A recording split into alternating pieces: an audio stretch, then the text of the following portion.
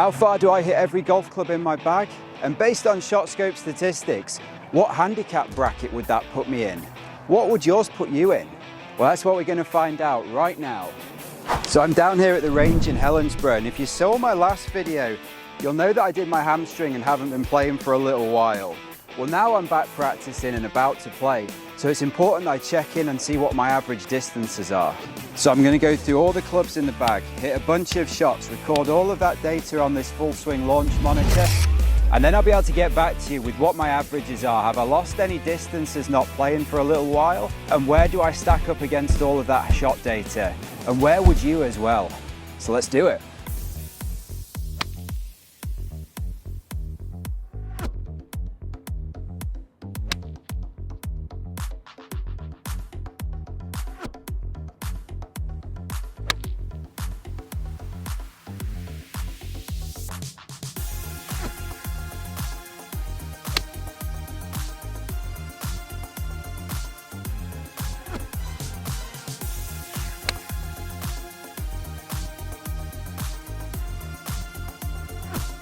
So if any of you guys ever used one of these full swing launch monitors before, let me know in the comments what you think of it, or if you'd like me to do a review on one.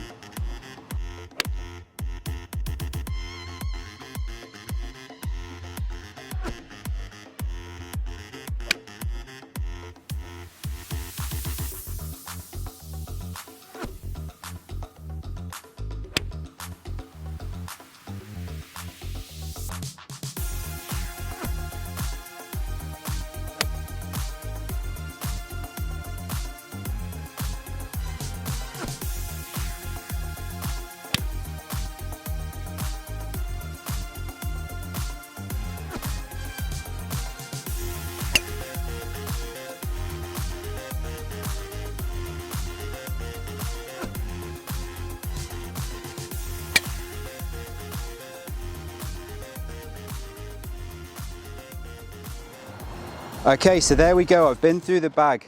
I'll put up the distances in yards and they're going to be the total distances. For me personally, I'm also making note of all of the average carry distances. I think when you're going to go back on the course and play, knowing your carry distance is probably the most relevant thing for you.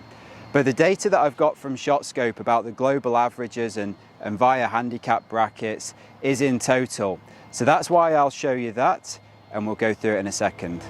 Okay, so first up we're going to look at me now compared to before I got that injury. So that was my hamstring about 6 weeks ago. I've been out of golf. I think interestingly I've probably lost a couple of yards, but I'm hitting it straight. The dispersion's pretty good. And probably, if I'm honest, the distance between the clubs has actually improved compared to where it was before. So I think there's some solid stuff for me to be working on. Then there's me versus the ShotScope data, which is that global average of distances split between different handicap groups. And I'll cycle through them so that you can see them. There's two distances that they give you. There's the performance average and the average.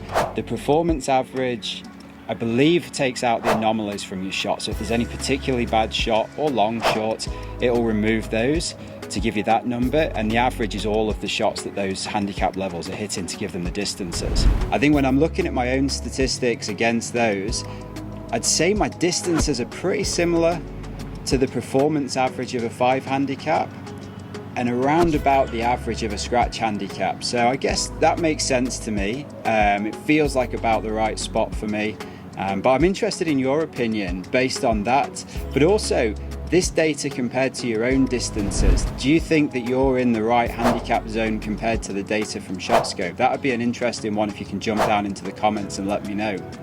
The other thing that I'm really interested in is age. So I turned 40 last year and I'm looking at the data now compared to different age groups and seeing what happens there.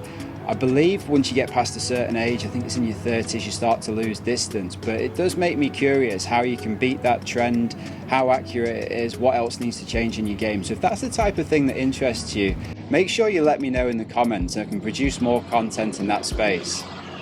And as always, if you enjoyed the video, make sure you subscribe and I hope to see you again soon.